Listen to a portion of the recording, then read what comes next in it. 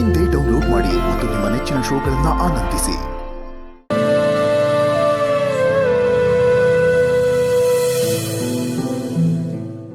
ಸಾರ್ಥಕವಾಯ್ತು ಕಣ ಮಗನೆ.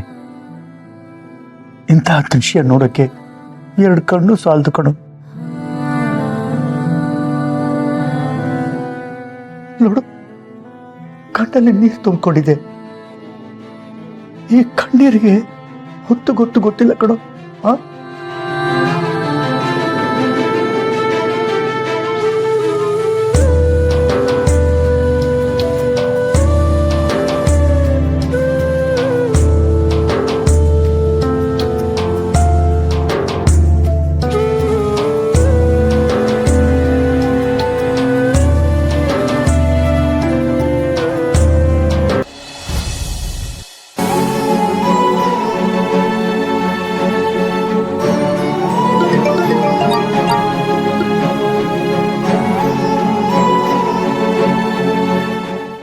ಏನಿದು?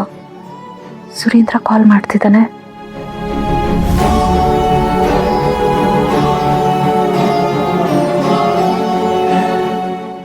ಹಲೋ ಅದ್ಕೆ ಹೇಗಿದ್ದೀರಾ? ಅಬ್ಬಾ, ನಿಮ್ ಧ್ವನಿ ಕೇಳ್ತಾ ಇದ್ರೆ ನೀವು ನನ್ನ ಎದುರಿಗೆ ಬಂದು ನಿಂತ್ಕೊಂಡು ಮಾತಾಡ್ತಿದ್ದೀರೇನೋ ಅಂತ ಅನಿಸ್ತಾ ಇದೆ. ನಾನ್ ಚೆನ್ನಾಗಿದ್ದೀನಿ, ನೀವೆಲ್ಲ ಹೇಗಿದ್ದೀರಾ? ಎಲ್ರೂ ಚೆನ್ನಾಗಿದ್ದಾರೆ ಅದಕ್ಕೆ. ಆದ್ರೆ ಅಣ್ಣ ಏನಾಯ್ತು? ಅಯ್ಯಯ್ಯೋ, ಶಾಕ್ ಆಗ್ಬಿಡಿ. ಅಣ್ಣ ಚೆನ್ನಾಗಿದ್ದಾನೆ, ಆದ್ರೆ ಸ್ವಲ್ಪ ಮಂಕಾಗಿದ್ದಾನೆ. ಮಂಕಾಗಿದ್ದಾರಾ? ಯಾಕೆ? ಕೇಳ್ತಿರಲ್ಲ ಅದಕ್ಕೆ. ನೀವು ಈ ಮನೇಲಿದ್ದಾಗ ಮನೆ ತುಂಬಾ ಓಡಾಡ್ಕೊಂಡಿದ್ರಿ, ಮನೆ ಎಲ್ಲ ಕಳಕಳಿ ಆಗಿತ್ತು. ಅಣ್ಣ ಅಂತೂ ಪುಟ್ಟ ಮಗುವಿನ ತರ ನಿಮ್ ಹಿಂದಿಂದೇನೆ ಓಡಾಡ್ತಿದ್ದ. ನೀವು ಹೇಳಿದ್ನೆಲ್ಲ ಕೇಳ್ತಾ ಇದ್ದ.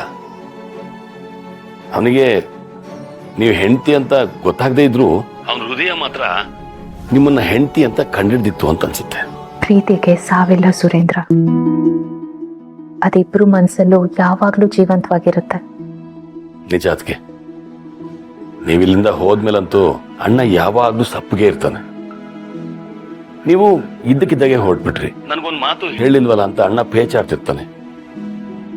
ನಿಮ್ ಜೊತೆ ಮಾತಾಡ್ಬೇಕು, ನಿಮ್ಮನ್ನ ಕ್ಷಮೆ ಕೇಳಬೇಕು ಅಂತ ಯಾವಾಗ್ಲೂ ನನ್ನ ಹತ್ರ ಕೇಳ್ತಾ ಇರ್ತಾನೆ. ಕ್ಷಮೆನಾ? ಹೌದದ್ಗೆ. ಅಕ್ಕ ಆ ಥರ ಎಲ್ಲ ಮಾಡಿದ್ದು ಅಣ್ಣನ್ಗೂ ಬೇಜಾರಾಗಿದೆ. ಅಕ್ಕ ಆ ಥರ ನಡ್ಕೋಬಾರ್ದಿತ್ತು ಅಂತ ತುಂಬಾ ಗಿಲ್ಟ್ ಫೀಲ್ ಮಾಡ್ತಾನೆ. ಅದಕ್ಕೆ ನಿಮ್ ಜೊತೆ ಮಾತಾಡಬೇಕು, ಒಂದೇ ಒಂದು ಕಾಲ್ ಮಾಡ್ಕೊಡಿ ಅಂತ ನನ್ನ ಹತ್ರ ಸುಬ್ಬು ಹತ್ರ ಕೇಳ್ತಾನೆ ಇರ್ತಾನೆ. ಅದ್ಗೆ ನೀವು ಮತ್ತೆ ಈ ಮನೆಗೆ ವಾಪಸ್ ಬರ್ಬೋದಲ್ವಾ? ಅದ್ಗೆ ಹೇಗ್ ಬರ್ಲಿ ಸುರೇಂದ್ರ? ಆ ವಿಜಯಾಂಬಿಕಾ ಈಗಾಗ್ಲೇ ನನ್ನ ಮುಖ ನೋಡಿದಾಳೆ. ಅವಳು ನನ್ನ ಬದುಕನ್ನ ಹೇಗೆಲ್ಲ ನಾಶ ಮಾಡಿದಾಳೆ ಅಂತ ನಿಮ್ಗಿನ್ನೂ ಗೊತ್ತಿಲ್ಲ. ಗೊತ್ತಿದ್ರೆ ಈ ಮಾತು ಹೇಳ್ತಾನೆ ಇರ್ಲಿಲ್ಲ. ಮಾತಾಡಿ ಅದ್ಕೆ. ನೀವು ವಾಪಸ್ ಮನೆಗೆ ಬರ್ಬೋದಾ? ನೋಡೋಣ, ಎಲ್ಲದಕ್ಕೂ ಕಾಲನೇ ಉತ್ತರ ಕೊಡತ್ತೆ. ಸರಿ ಅದ್ಕೆ. ಆದ್ರೆ ನೀವು ಒಂದ್ಸಲನಾದ್ರೂ ಅಣ್ಣನ ಹತ್ರ ಮಾತಾಡಿ. ಇಲ್ಲಾಂದ್ರೆ ಅಣ್ಣಂಗೆ ಸಮಾಧಾನ ಇರಲ್ಲ. ಪ್ಲೀಸ್ ಅದ್ಕೆ, ಇದಕ್ ಮಾತ್ರ ಇಲ್ಲ ಅನ್ಬೇಡಿ. ಸರಿ, ಮಾತಾಡ್ತೀನಿ. ಹೌದಾ? ಅದಕ್ಕೆ ಕಟ್ ಮಾಡ್ಬಿಡಿ. ಒಂದೇ ಒಂದು ನಿಮಿಷ ಇರಿ, ಅಣ್ಣಂಗೆ ಫೋನ್ ಕೊಡ್ತೀನಿ.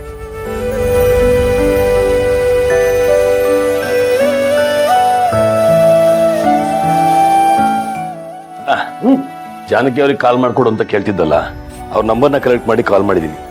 ಲೈನಲ್ಲಿದ್ದಾರೆ. ಜಾನಕಿ ಅವರ